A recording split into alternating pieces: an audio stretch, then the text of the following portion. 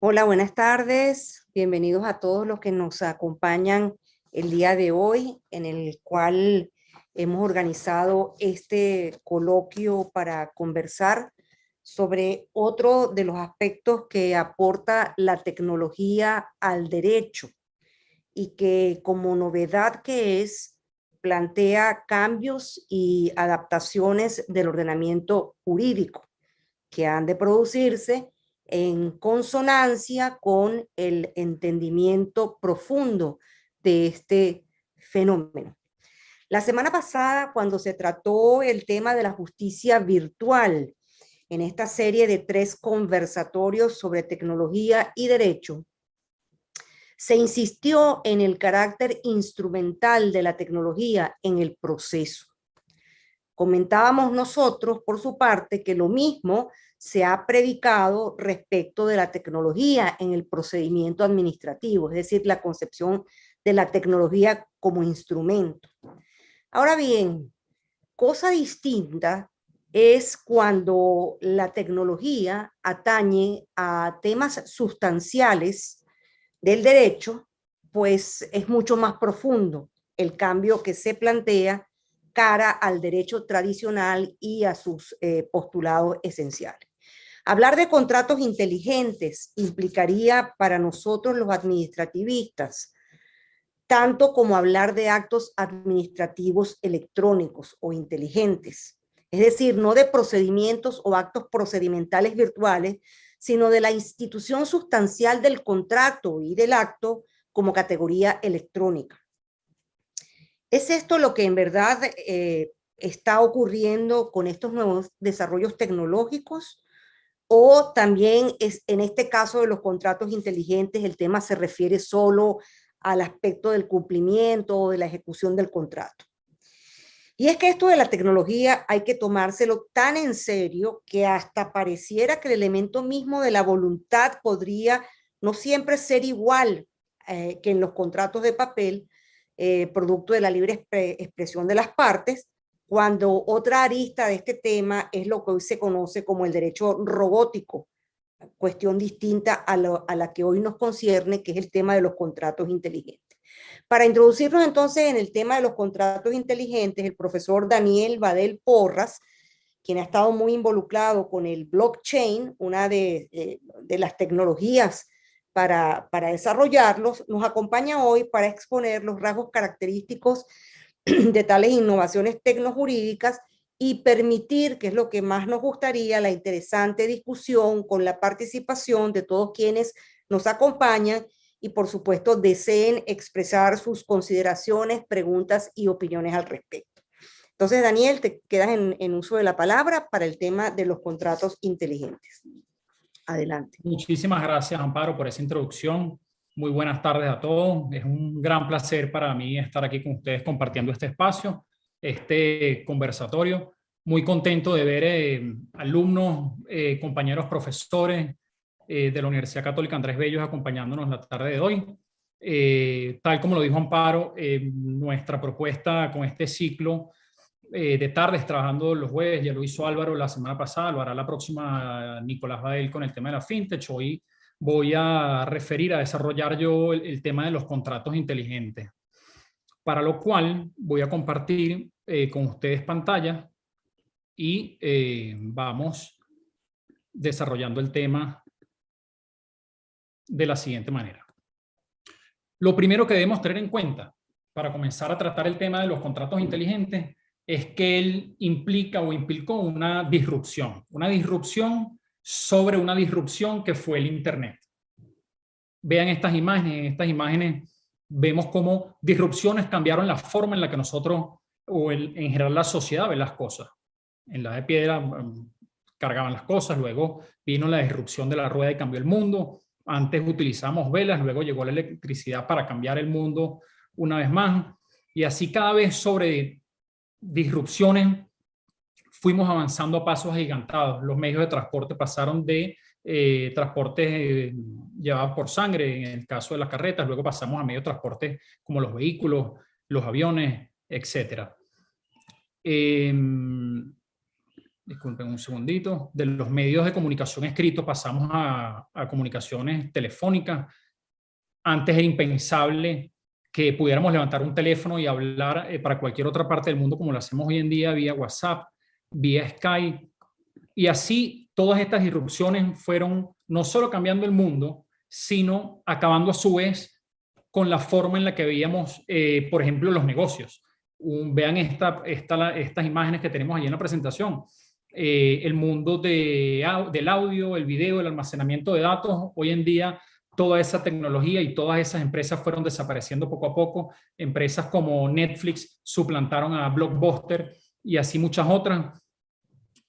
Y llegó el elemento más disruptivo desde el año del siglo XX, que fue el Internet. En el año 90 aproximadamente empezamos a conocer el Internet. Muchos de ustedes lo conocerán desde sus inicios. Yo tuve la oportunidad de conocerlo en el año 92. Recuerdo que para uno poder conectarse hacías un discado a un servidor de CanTV y la máquina hacía una serie de ruidos, y de repente cuando dejaba de hacer esos ruidos y luego de escuchar un discado telefónico es que podías estar conectado a la red. Hoy en día muchos de los que están aquí, por ejemplo en el caso de mis alumnos, estoy seguro que no sabían esto. Ya hoy en día el Internet va de suyo, que va a estar allí, va de suyo que nuestro televisor se conecta a Internet por tecnología de Wi-Fi o puertos LAN.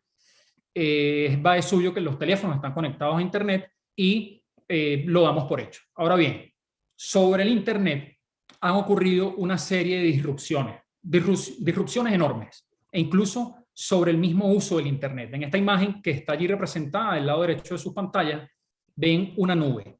El uso de la nube y la comunicación de tecnología puerto a puerto, la tecnología P2P, como se conoce en inglés, generó también una disrupción en el mundo del Internet.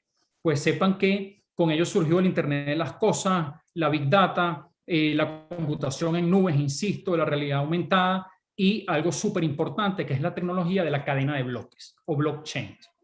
Gobiernos y empresas alrededor del mundo, hoy en día, mientras nosotros hablamos hoy jueves 22 de julio, siendo las 5:10 de la tarde, están pensando de qué manera pueden optimizar procesos, de qué manera dentro de sus procesos pueden involucrar más confianza a terceros y cómo llevan en definitiva a su aplicación la tecnología de la cadena de bloques. Daniel, perdona que te interrumpa, porque, bueno, creo que con esta introducción a mí me gustaría muchísimo y creo que sería bien productivo, porque entendiendo de tu presentación, y lo decía yo también en mis palabras iniciales, pareciera que una cosa es la tecnología como proceso y otra distinta, los contratos inteligentes como categoría que a través de ella se pueden generar. O sea, ¿podrías explicarnos primero cómo este tema de la tecnología al cual acabas de hacer referencia se desenvuelve para que sea posible la creación de los contratos inteligentes? Claro, mira, en efecto, este elemento disruptivo al que hice referencia, al que es la cadena de bloques, una de sus aplicaciones es el contrato inteligente, pero tiene muchas otras aplicaciones, ¿ok? Podemos ver allí la tecnología de la cadena de bloques se utiliza o se pudiera utilizar para sistemas de propiedad inteligente, para sistemas de votación 100% confiables y seguros en los que vamos a tener garantía de que no hay intervención de un tercero, sistemas de protección de derechos de autor y cadenas de suministro. Ya más adelante veremos un ejemplo del tema de las cadenas de suministro. Y se utiliza en efecto también para el tema para el desarrollo de los contratos inteligentes o smart contracts, como así lo van a conocer. Entonces, para nosotros comenzar este conversatorio, es muy importante que antes de desarrollar la noción de los contratos inteligentes, podamos entender cómo funciona esa tecnología de la cadena de bloques, que a su vez funciona encima, evidentemente, del Internet y que implicó una gran disrupción para todo el sistema. ¿Ok? Entonces, ya para entrar un poquito más a detalle con el tema del blockchain, debo decirle que el blockchain funciona como una base de datos segura, compartida y distribuida entre toda la red de usuarios. Es una especie de libro mayor público, por así decirlo, que lleva el récord de todas las transacciones o eventos que se celebran en un periodo de tiempo determinado, lo cual nos lleva a una de sus características más importantes, que es la trazabilidad. El blockchain es una base de datos, insisto, inmodificable y compartida entre una red de usuarios. Existen muchos tipos de cadenas de bloques. Una de las más importantes y conocidas es el Bitcoin, sobre la cual se desarrolló el sistema de criptomonedas Bitcoin.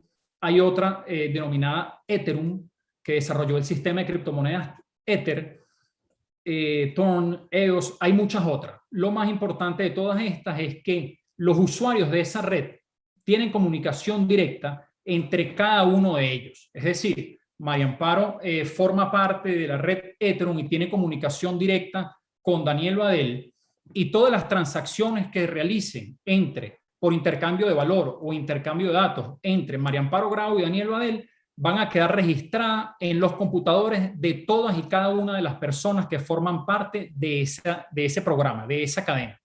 Entonces, por eso decimos que es un gran libro mayor de transacciones distribuidos entre todos los usuarios.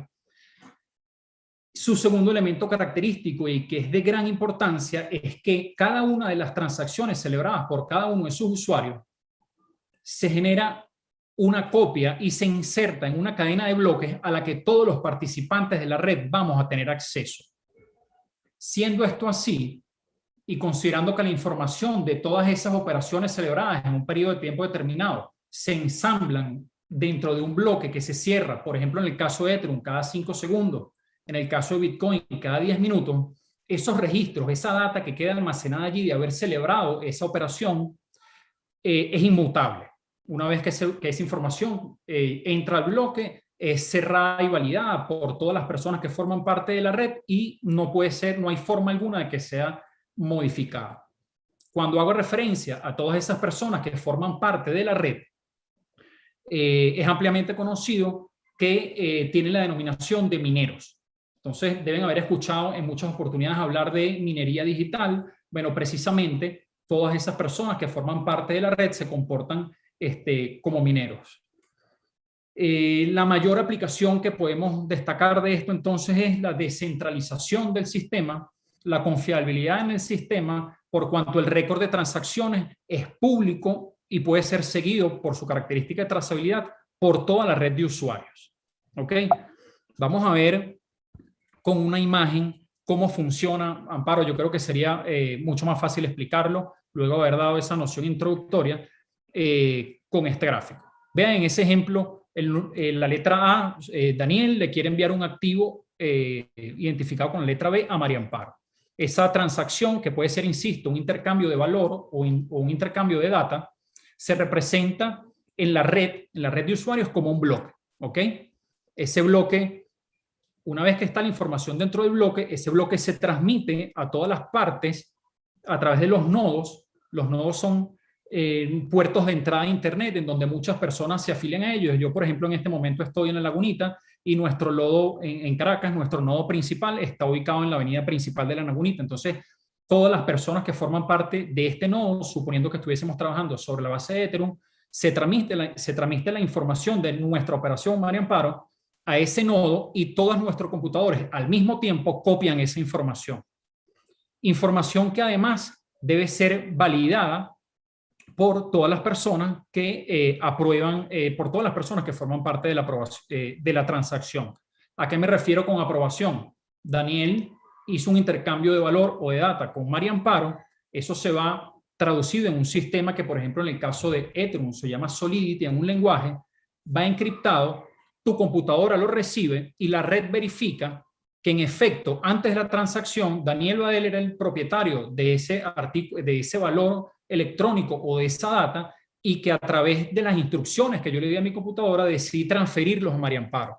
Entonces, ¿qué hace el libro mayor del blockchain? Registra esa operación diciendo: Daniel Badel tenía estos activos, se los decidió pasar a María Amparo, ahora son de María Amparo, y hace esa información pública a través de ese bloque. Una vez cerrado ese bloque, entonces, cada 5 segundos, por ejemplo, insisto, en el caso de Ethereum, se une a la cadena de bloques. y es de allí donde viene precisamente el nombre de la cadena de bloques. ¿Qué es la cadena de bloques?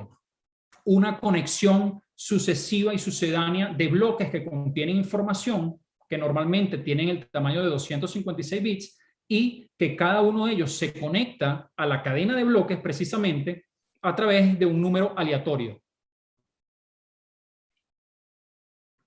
A través de un número aleatorio llamado hash, producido por el sistema, y de un número nonce, que es un número de verificación que producen las computadoras.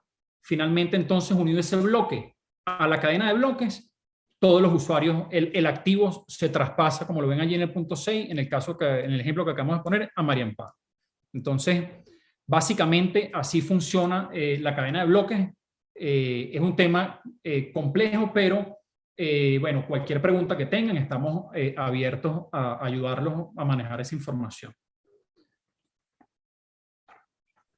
Daniel, ahora que tú has realizado esta exposición tan brillante sobre el proceso de la tecnológico, o sea, lo que llamamos la tecnología como proceso, para distinguirla de lo que es el elemento sustancial del contrato inteligente, y que nos has explicado cómo funciona una de estas tecnologías, me imagino. Háblanos un poco entonces del otro aspecto, que es el aspecto del contrato inteligente que se produce a través del uso de esta tecnología. Ok, perfecto, voy con eso. Tengo por aquí una lámina referida en principio a los orígenes, a las primeras nociones de los contratos inteligentes.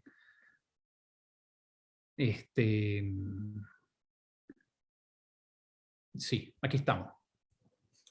Cuando hablamos de contratos inteligentes, o cuando la gente habla de contratos inteligentes, aproximándonos a la noción de contrato inteligente, pensamos en contratos que se autoejecutan.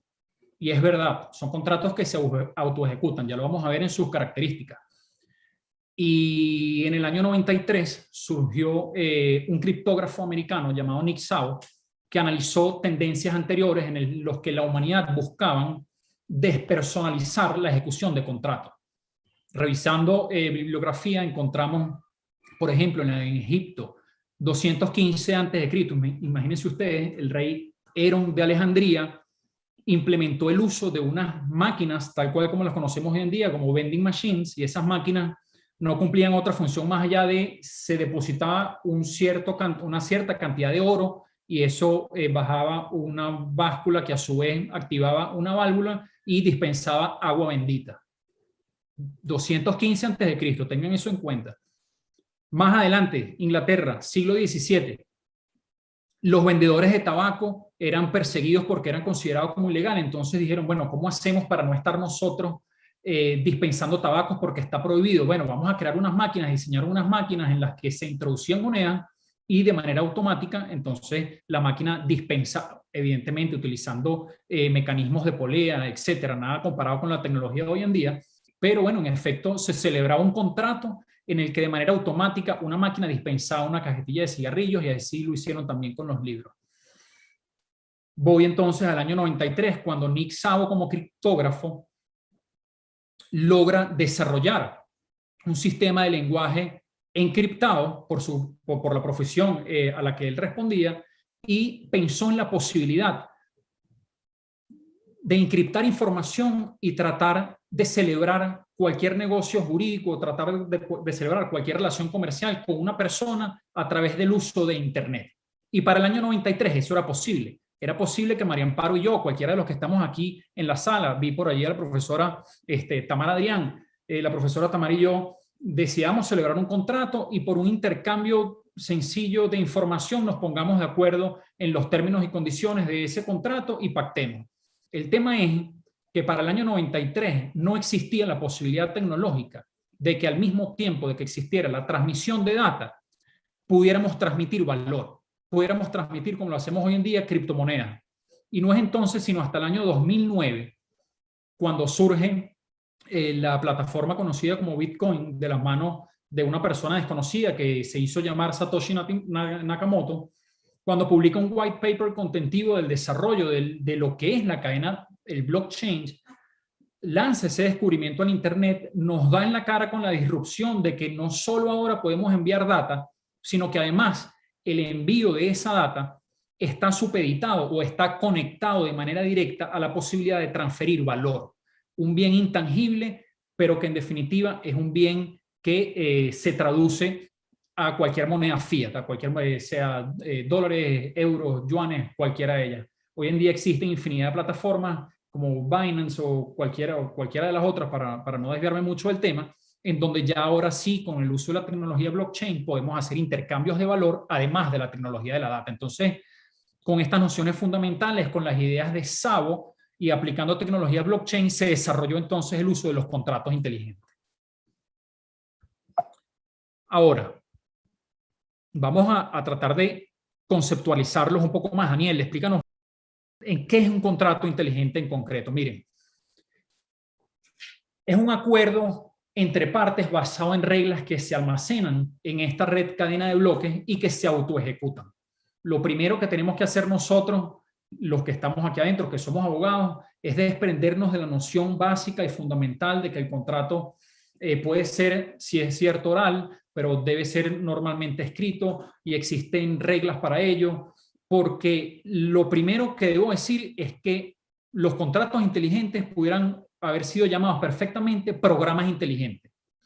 Verdaderamente, estos contratos son programas. Son programas, como dice la lámina allí, cuya una de sus características esenciales es que son inmutables y que sirven para traducir al mundo acuerdos entre partes. María Amparo y yo decidimos celebrar un contrato de compra-venta y este programa nos permite traducir nuestro lenguaje escrito, bien sea español, inglés, cualquiera de ellos, a un código, a un código virtual para nosotros hacerle entender a las máquinas, a las minadoras que forman parte del ecosistema del blockchain, en definitiva, qué es lo que queremos María Amparo y yo con esa relación que estamos estableciendo. Entonces, por eso digo allí que los contratos inteligentes, o debo decir, son un tipo de software escrito en códigos virtual, denominado lenguaje de programación, programado sobre la blockchain para ejecutar de manera automática determinadas tareas. Si la condición A se cumple, entonces se desencadena el cumplimiento de ese programa o contrato y se empiezan a autoejecutar cualquier otra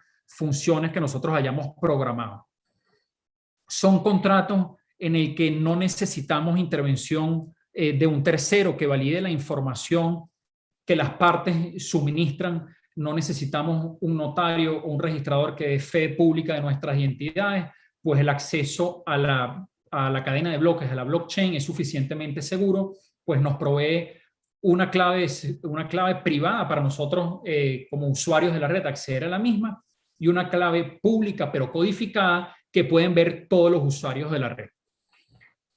En definitiva, bueno, lo podemos definir, insisto, como un software de carácter inmutable, porque ya ustedes saben, lo comenté antes, que cuando esa información o esos términos que pactaron las partes entran a la red, al sistema de cadena de bloques, no puede ser modificada por ninguna de las partes, y en esas reglas traducidas, insisto, en un código virtual y llevado a las máquinas, nosotros le decimos qué queremos hacer, cómo queremos hacerlo, cuál es el precio por hacerlo, y nos auxiliamos entonces de la tecnología de las criptomonedas para establecer, además de la relación contractual, la forma en la que vamos a cumplir con esas obligaciones.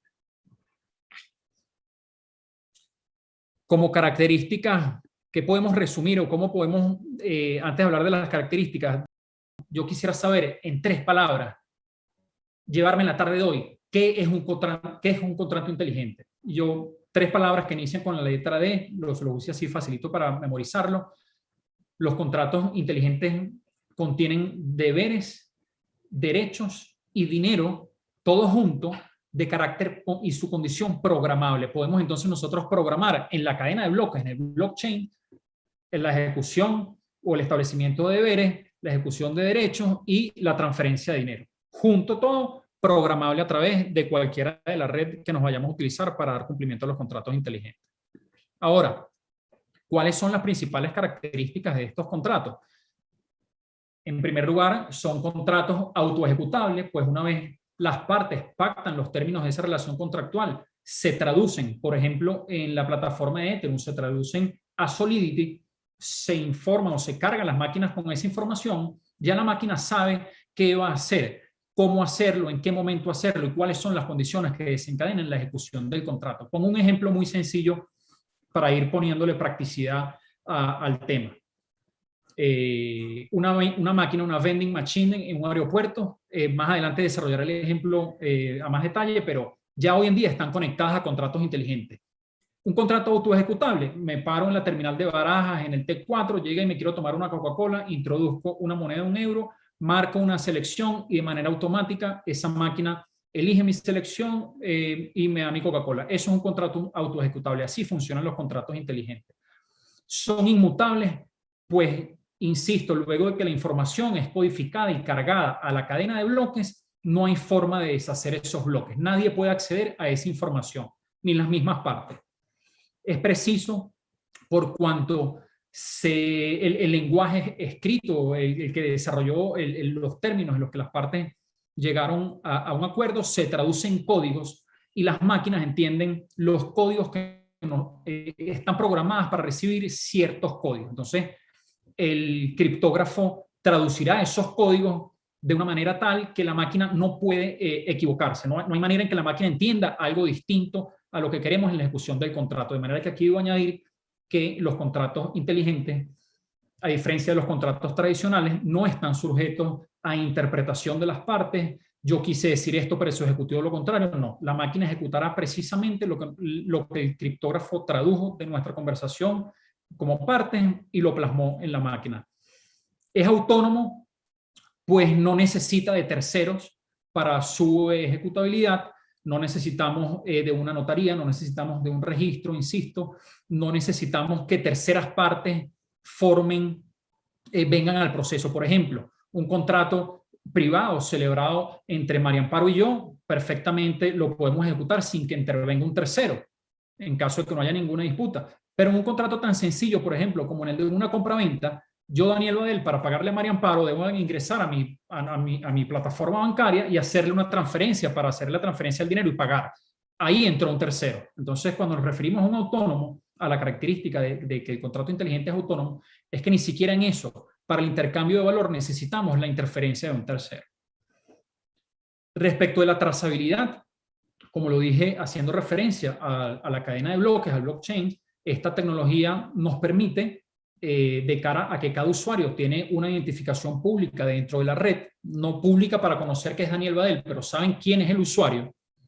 Esa información queda plasmada, insisto, encerrada en la cadena de bloques y a pesar de que no pueda ser modificada por las partes, sí es pública a la visual de cualquier persona que forme parte en la red, de manera que podemos tener certeza fiel y exacta en qué momento se ejecuta cada operación.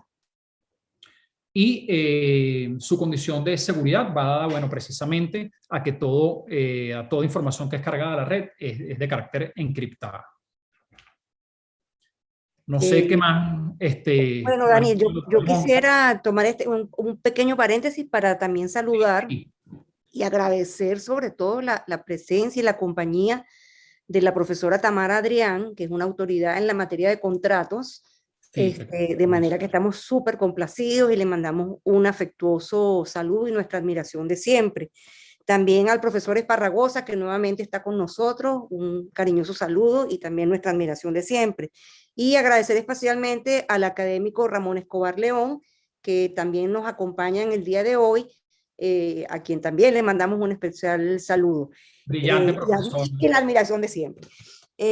Bueno, yo te oí en varias oportunidades hablar del tema de las notarías, que me llamó la atención, es decir, que no hace falta un acto notarial, sino que casi que la certeza la otorga el código informático. O sea, digo, es una especie de acto de autoridad electrónico. Bueno, es algo que me surge desde mi perspectiva de administrativista, que no la puedo dejar de un lado. Pero, y justo con esta duda que me sale, con esta interrogante, con esta consideración que me surge a raíz de tu exposición, ¿por qué no nos hablas un poco existe un marco regulatorio, existe normas que de alguna manera regulen esta materia? Sí, claro. Vamos a hablar un poquito sobre el marco regulatorio. De entrada debo decir que no existe regulación expresa referida al tema de los contratos inteligentes, ¿ok? Sin embargo, atendiendo a principios generales a nuestra Constitución Nacional, en el artículo 12, principio de la libertad económica, respecto al Código Civil 1133 y siguiente, la convención entre partes, el contrato tiene fuerza de ley entre las partes y todo esto, hay un marco que sin hacer referencia especial a los contratos inteligentes sí ha tocado ciertas aristas. Por ejemplo, en el año 2000, la ley de firmas electrónicas pudiéramos en cierta manera aplicarla a los contratos inteligentes si se regulara ese punto en concreto, si se regulara más adelante por parte de la SUNACRIP que para poder celebrar un contrato inteligente debemos tener una firma electrónica registrada. Hay regulación que se ha referido, insisto, de manera muy colateral, haciendo referencia al mundo de las criptomonedas y al tema de la minería. Ya sabemos que el tema de la minería está directamente vinculado con el tema de los contratos inteligentes porque son, en definitiva, quienes sostienen la red funcionando, cualquiera que sea sobre la que estemos funcionando. Por parte del Ejecutivo Nacional, como pueden ver allí en la lámina, ese decreto 333 fue un decreto dictado en el marco de estado de excepción y emergencia económica, en donde se declara la creación de zonas Petro, unas zonas Petro ubicadas en Margarita, Los Roques, Paraguaná y en Ureña y San Antonio, en el estado Táchira, y a grosso modo se dijo que se desarrolló un plan estratégico integral con el fin de impulsar la minería digital y el uso de criptomonedas. La Asamblea Nacional Constituyente, un poco más adelante, dicta también un decreto sobre el sistema integral de criptoactivos, y el sistema integral de criptoactivos forma también, o los contratos inteligentes se pueden ver conectados de manera directa con este sistema de criptoactivos, y define un sistema integral de criptoactivos como algo muy genérico, referido a una forma de expresión organizativa y funcional de soberanía económica, en donde el Estado da el visto bueno a la adopción de las criptomonedas y en definitiva a toda actividad que está conectada con el sector cripto, como los mineros, y entonces ahí es donde entendemos nosotros que no pudieran existir contratos inteligentes si no tenemos de la mano los mineros, que son todas las personas que forman parte de la red y que sirven para verificar, validar y compactar la información que tenemos y llevarla a una cadena de bloques. A su vez, la SUNACRIP, como ven allí en la providencia número 84 del 2020, esta es mucho más reciente, reguló la minería digital y procesos asociados, y dentro de esos procesos asociados hizo una breve referencia al tema de los contratos inteligentes, no la definió, pero reconocen y hacen, dejan ver la posibilidad del desarrollo de esa tecnología, del desarrollo y del uso de esa tecnología. De manera que podemos afirmar que por lo menos en nuestro país no existe un desarrollo legislativo concreto para el tema de los contratos inteligentes, pero sí se ve que existe la intención de fomentar el uso de todo este sistema tecnológico a través del intercambio de servicios, a través del intercambio de bienes de valor a través de la red. Daniel, y brevemente, muy brevemente, porque ya tenemos que ir terminando, en el derecho comparado. Muy brevemente, sí, en el derecho comparado tenemos legislación precisa respecto del mundo. Déjame pasar aquí una lámina. Dame un segundito, María Amparo, por favor. Aquí tenemos, por ejemplo, voy a hacer un paneo por el tema obsequio del tiempo. Esta información la estamos levantando nosotros como despacho de abogados en Belgrado, y la podemos hacer pública y compartir con ustedes con todo el cariño del mundo, evidentemente. Tenemos distintos tipos de legislación en España, en Bielorrusia, en Italia, por ejemplo.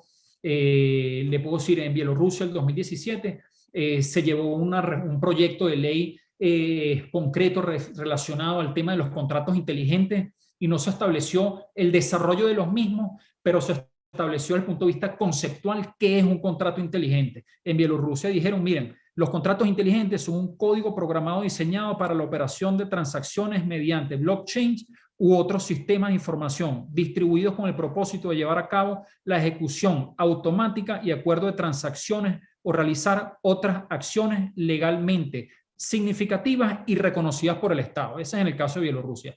En Italia, ¿qué hicieron en Italia?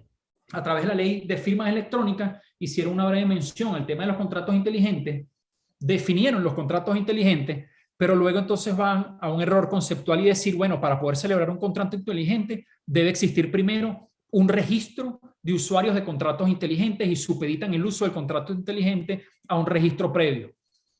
Cuando hablé de las características de los contratos inteligentes, hablé de la descentralización, de la no interferencia de un tercero. Entonces ahí Italia creo que va un poquito más allá de lo que ha debido ir y pone una nota discordante en la legislación internacional.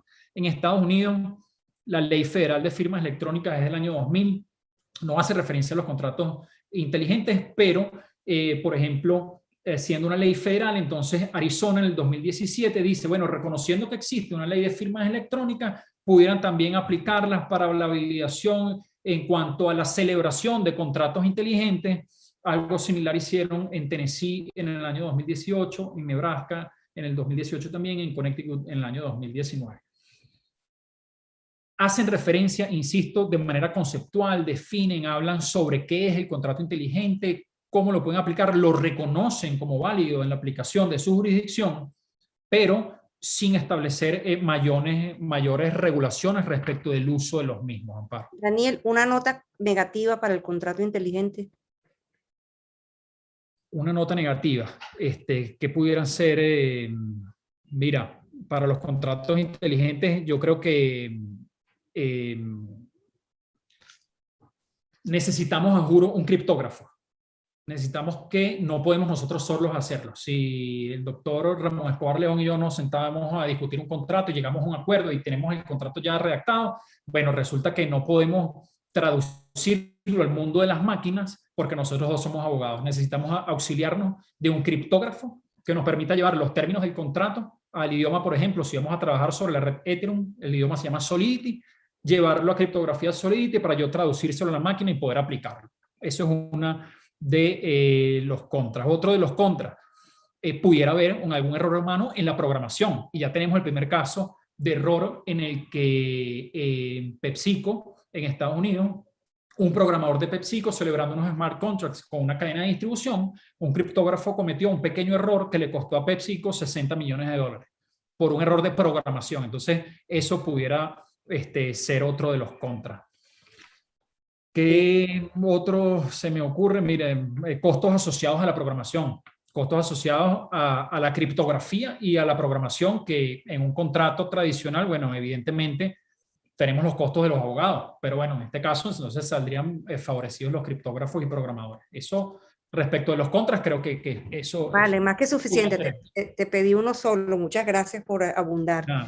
Saludos también al doctor José Getulio Salavarría, miembro correspondiente de la Academia de Ciencias Políticas y Sociales por el Estado de Nueva Esparta. Quiero saludar muy especialmente a los administrativistas que nos acompañan, Flavio Flamerique, Antonio Silva Aranguren, grandes amigos y de verdad que autores de mucha trayectoria en el mundo del derecho administrativo. Y un especial saludo también a Marcos Acevedo Valeri, que nos acompaña desde Figuera, España, así como a Lubin Chacón desde Valencia. Espero que desde Valencia un afectuoso saludo. Ya para cerrar, y esto sí para cerrar, dame algunos ejemplos, 2, 3 ejemplos, 4 ejemplos, yo sé que diste varios, de contratos inteligentes. Ajá, bueno, vamos, déjeme ya dejar de compartir esta pantalla. ¿Ok? Vamos a hablar así, vamos a llevar esto a la práctica, ¿verdad? Yo creo que al final del día eso es lo que todos nos queremos llevar. Les hablé hace unos minutos del ejemplo de las vending machines, esas máquinas que ejecutan de manera automática contratos. Esa es la función más básica del contrato inteligente, pero ¿dónde está de verdad la inteligencia dentro de ese sistema? ¿O qué es lo que nos permite la plataforma?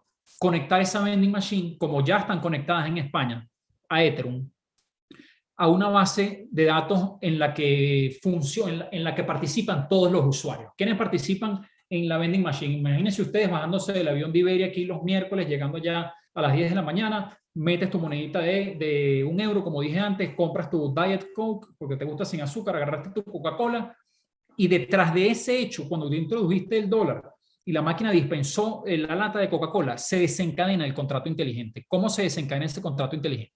De la siguiente forma.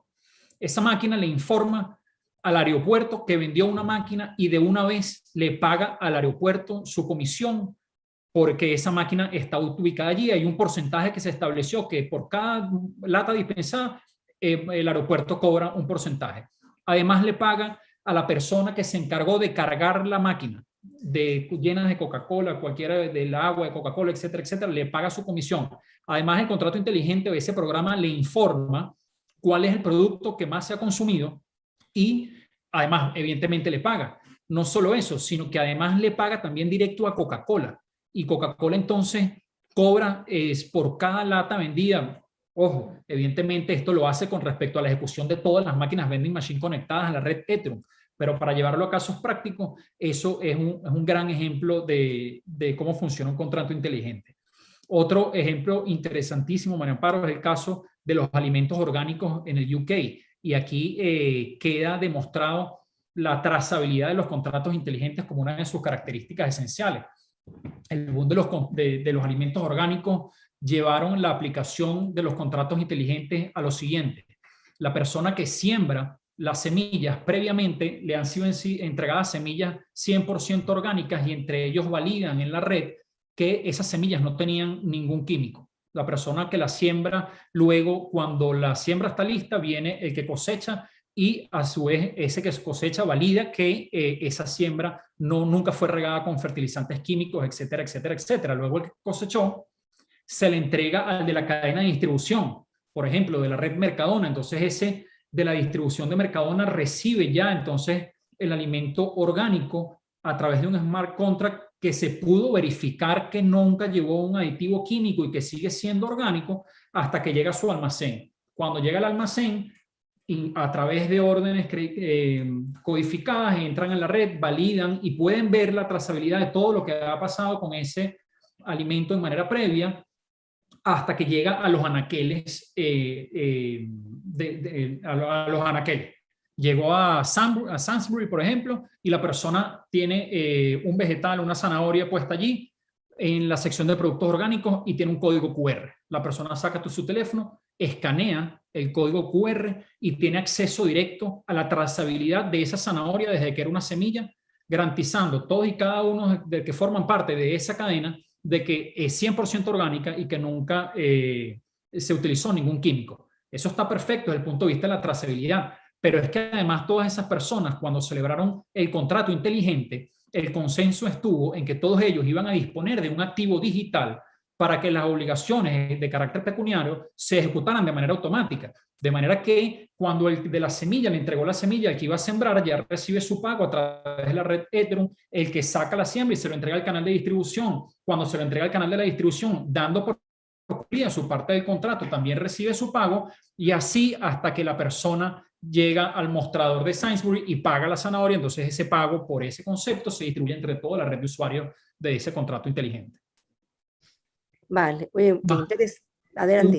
Y bueno, hay uno que no puedo dejar de comentar por lo novedoso y además por lo importante que fue el año pasado, en el que a través de IBM en España hicieron una prueba macro de aplicación con sistema de vacunas COVID, en donde agarraron a la gente de Moderna y les dijeron, bueno, miren, vamos a aplicar tecnología de contratos inteligentes para la distribución de esta vacuna.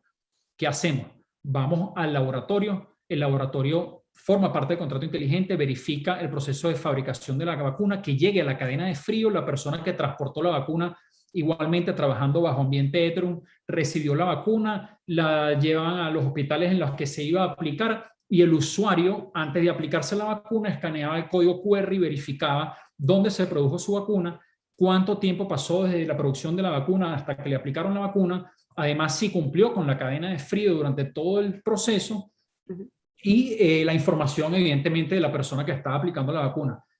Todo eso bajo un ambiente, entonces ahora, de buen gobierno corporativo, porque fue el Estado español quien se auxilió de la herramienta como contrato inteligente para la aplicación, para verificar la trazabilidad del tema de las vacunas modernas. Bueno, Daniel, gracias mil, qué interesante tu exposición. De verdad que yo me confieso, como decía Álvaro en la sesión pasada, que en estos temas todos teníamos las mismas horas de vuelo. pero yo creo que algunos van adelante, más adelante que, por lo menos que yo. Te Sí, felicito porque se ve que tienes trajinado el tema y bueno, de verdad que es muy interesante, como dice Flavio González, a quien saludamos también, muy interesante la ponencia de Daniel. Fíjate que yo asistí, y lo decía en la sesión pasada, a una conferencia vía Zoom con el profesor uruguayo del Piazzo, que se refería al tema también yo diría de los actos inteligentes en materia de derecho administrativo. Él no lo llamó así, pero es el asunto de los actos administrativos electrónicos, ¿no? Y él ponía el ejemplo, se refería al ejemplo de la multa que te viene cuando la cámara toma la foto al vehículo e automáticamente genera una multa y criticaba pues el asunto del acto inteligente, como yo lo llamo ahorita a raíz de tu ponencia, porque decía que era inaceptable que no se diera pues el derecho a, sabes, como a cuestionar ese acto, que sí lo hay, claro. porque en verdad lo hay después, pero que había poco que tener mucho cuidado que había que tener mucho cuidado con los principios del derecho administrativo, del procedimiento administrativo y los derechos de los particulares. De manera que yo veo que todo este tema del contrato inteligente es muy interesante, es muy complicado, es muy innovador y todavía pues creo que hay mucha tela Sí, que mucho cortar. que cortar, mucho que desarrollar, así Mira, es. Álvaro Badel, desde su perspectiva también de procesalista, por supuesto, te dice, te pregunta, te felicita, por supuesto, y dice, ¿es posible entonces utilizar la blockchain para que los tribunales certifiquen la recepción de documentos en el marco del procedimiento virtual? ¿Ello haría más confiable la justicia virtual? Absolutamente, sí, sí es posible utilizarlo. Solo necesitamos que esos tribunales estén conectados a una red. Sería un plan macro de gobierno, pero sí es perfectamente utilizar la tecnología blockchain para eso. Así como también es posible utilizar la tecnología blockchain para desarrollar sistemas de propiedad incluso internacionales, en donde toda la red de vehículos en el mundo esté conectada a Ethereum, por ejemplo, y ya no necesitemos ir a una notaría para transferir la propiedad del bien, sino que desde el punto de vista digital ya todos reconozcamos que el vehículo de Daniel Badel es Daniel Badel por su uso y a través de una transferencia de data verificada por toda la red de usuarios, incluyendo al Estado, siendo parte del mismo, podamos todos validar la información. Sí, sí es posible, perfectamente posible. Bien interesante. Y fíjate que vuelves tú con el tema de la certeza, ¿no? Que la certeza se daría a través de esos registros digitales. Y eso a mí me preocupa porque es como la sustitución de Sí, uno de los contenidos de la actividad administrativa. claro. Entonces, vuelvo al planteamiento del acto Lo que pasa es que electrónico y se ve mucho más claro, no en el uso de los contratos inteligentes, sino en el tema de la transferencia de valor, en lo que produjo el blockchain, pero de cara a las criptomonedas. ujú, ¿Dónde está el verdadero valor de las criptomonedas? Nadie dice cuánto vale un Bitcoin en día, cuánto vale un Ether, no lo dice nadie. Piensa en el billete de $100 que dice In God We Trust, tal ujú. cual. In the system we trust. Nosotros confiamos en ese sistema computarizado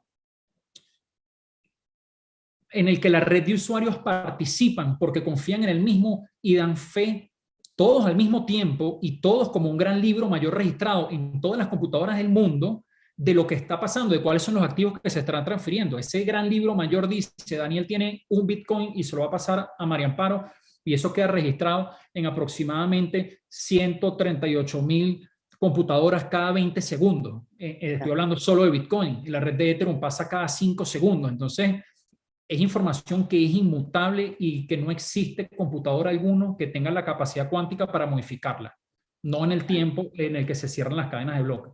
De manera que el uso es lo que le da el verdadero valor y la confianza que genera el hecho de saber de que no necesitamos que un tercero venga y diga cuánto vale el dólar o cuánto vale el barril de petróleo o que cuánto vale el euro. No, el valor se lo da el uso de esa cripto, en el caso de los criptos. Igualito sucede entonces aplicando la analogía al caso de los contratos inteligentes. La Claro, o confianza. sea que a lo mejor ni siquiera se trata de una tecnologización de la actividad de notarización, sino de una desaparición de la necesidad de la Sí, certeza, del sí, otorgamiento de certeza por el papel que viene a jugar la tecnología. que es una cosa de, bueno, de absoluta... Nos está pasando ya hace evolución. pocos meses, y con esto cierro. Un ejemplo son, búsquenlo ustedes, véanlo, los NFT son arte llevada al mundo digital y se están vendiendo por miles de dólares, por cientos de miles de dólares y hasta por millones de dólares. Artistas que han reproducido sus obras en formato digital y se venden en la red, y entonces el sistema de propiedad de la red, el sistema de propiedad está en la red de Ethereum en concreto. Por ejemplo, en NFT se dice, bueno, mira, yo desarrollé un cuadro así, así, vas y lo ves en tu computador y vale 20 millones de dólares. Y la red de usuarios, hubo una persona que los pagó y todos los demás dijeron, bueno, mira, ese es el valor de eso, bueno, chévere. ¿Y a quién pertenece eso? A María Amparo Grau. ¿Y quién lo hizo? Daniel Badel. Bueno, perfecto, eso es de él. Y entonces ahora se está desarrollando un sistema de propiedad incluso que ha llegado a vender espacios de almacenamiento de información, de tiendas virtuales dentro de la propia red, y que valen miles y miles de millones de dólares, y todo desarrollado en base a la tecnología blockchain. Vale, bueno, muchísimas gracias, Daniel. Quiero agradecer a todos los que nos acompañaron. Tuvimos problemas con el chat, yo pido excusas, no sé si fue yo como anfitriona que hice algo allí indebido y se me quedó como pegado la posibilidad de comunicarme con uno de los participantes, de manera que bueno, quizás estos, y además ya se acabó el tiempo porque la exposición era pues muy profunda y muy novedosa y había que dejarla fluir, pero sí quisiera pues quizás esto nos da oportunidad para hacer un segundo ciclo de esta materia que de verdad resulta supremamente interesante y tiene demasiadas aristas que considerar, que explorar, que meditar y sobre todo tener en cuenta a los fines de la necesaria adecuación que el ordenamiento jurídico ha de tener y a la evolución que los juristas debemos, bueno, los juristas, los abogados, los litigantes, debemos, en definitiva, los estudiosos del derecho, debemos tener mentes abiertas, ¿no? Para adaptarnos y aceptar los cambios que vienen. Así es, bastante. Vale. Muchísimas Bueno, gracias a muchísimas todos. gracias a todos y que tengan un feliz fin de semana.